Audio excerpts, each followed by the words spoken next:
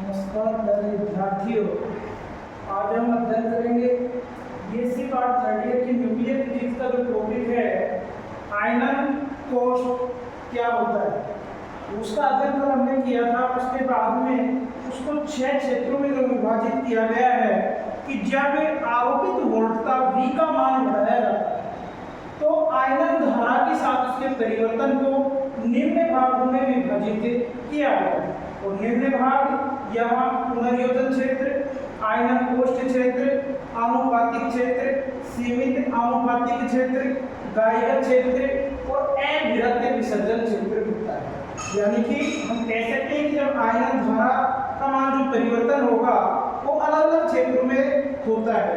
जैसे पुनर्योजन जो क्षेत्र होता है उसमें आरोपित वोल्टता का मान बहुत कम होने के कारण जो आयनकारी कण है वो आपस में टक्कर कर करके परमाणु को उदासीन कर देते हैं। क्या कर देते हैं? परमाणु को उदासीन कर देते हैं, जिससे इस क्षेत्र में धारा का मान बहुत कम हो जाता है। और जैसे जैसे वोल्टता बढ़ाई जाती है तो पुनर्योजन क्षेत्र का मान भी कम हो जाता है तथा आयनन धारा का मान बढ़े जाता है। अतः पहले क्षेत्र से स्पष्ट होता है कि वोल्टता का मान कम होने के कारण, इसका मान कम होने के कारण, वोल्टता का मान कम होने के कारण इसमें जो परमाणु होते हैं उदासीन हो जाते हैं और इस क्षेत्र में धारा का मान कम होता है। लेकिन जैसे जैसे हम वोल्टता का मान बढ़ाते हैं तो ये पुनर्योजन भी कम हो जाता है और आयनन धारा बढ़ती जाती है। इस प्रकार का क्षेत्र अपना पुनर्योजन क्षेत्र कहलाता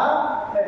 उसके बाद दूसरा आता है आयनन कोष्ठ क्षेत्र। दूसरा क्षेत्र आता है आयनन कोष्ठ। इसमें जो हमने पुनर्योजन क्षेत्र में वोल्टता ली थी वो V1 से ज्यादा होने के कारण नली में जो ऊपर इलेक्ट्रॉन और धनायन होंगे वो एक जगह होकर के एक धारा स्पंद का निर्माण करते हैं। क्या कहा गया है कि V>V1 होने के कारण नली में उत्पन्न इलेक्ट्रॉन और धनायन एकत्रित होकर के मतलब इनका जो पुनर्योजन होता है वो कम पाया जाता है, जिससे जो धनायनों की अपेक्षा इलेक्ट्रॉन होंगे वो तीव्र गति कर करके एनोड एकत्रित हो जाकर के और धारा स्पंद का निर्माण करते हैं, जिससे इस स्पंद की तीव्रता आयनकारी जो कण होता है उसकी ऊर्जा पर निर्भर करती है और जिससे आयनन धारा संतृप्त हो जाती है। और जिस क्षेत्र में आयनन धारा संतृप्त होती है वह क्षेत्र आयनन कोष्ठ क्षेत्र कहलाता है।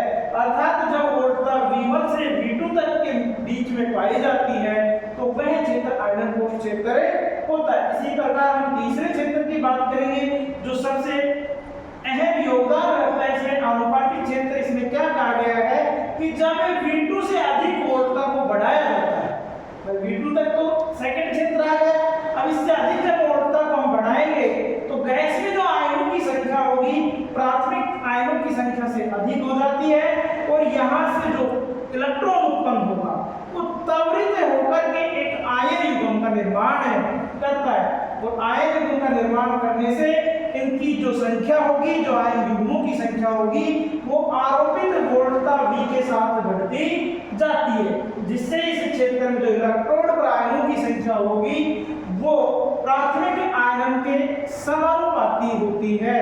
अर्थात हम इस समानुपाती नियतांक को गुणन कारक के नाम से जानते हैं। अतः हम कह सकते हैं कि जो क्षेत्र V2 है और V3 है इसके मध्य में आरोपित जो हम कह रहे हैं गुणन कारक वो n का मान नियत होता है, इसलिए इस क्षेत्र को कौन सा क्षेत्र कहा जाता है? आनुपातिक क्षेत्र कहा जाता है। अब इसके बाद में आता है सीमित आनुपातिक क्षेत्र। इसका इस ग्राफ में कोई योगदान नहीं होता है। अर्थात हम कह सकते हैं कि जो अंतराकाशीय आवेश होता है इसका धनायनों का वो इलेक्ट्रॉन द्वारा उत्पन्न एवलांशों से बाधा उत्पन्न करता है, जिससे इस क्षेत्र का उपयोग कणों की ऊर्जा के मापन में नहीं किया जाता है। इस प्रकार से 4 क्षेत्र दिए गए हैं। उसके बाद में गाइगर क्षेत्र की बात करते हैं जिसका विस्तृत वर्णन गाइगर मूलर गणित में समझाया गया है। और अविरत विसर्जन क्षेत्र की वोल्टता बहुत अधिक होने के कारण इससे भी ऊर्जा का मापन नहीं किया जा सकता है। तो प्यारे विद्यार्थियों एक बार फिर से हम क्या कह सकते हैं कि जब आयनन धारा या आरोपित वोल्टता का मान जैसे जैसे बढ़ाते हैं तो आयनन धारा के मान में परिवर्तन होता है, जिस परिवर्तन को हम 6 भागों में या 6 क्षेत्रों में विभाजित करके समझ सकते हैं। धन्यवाद।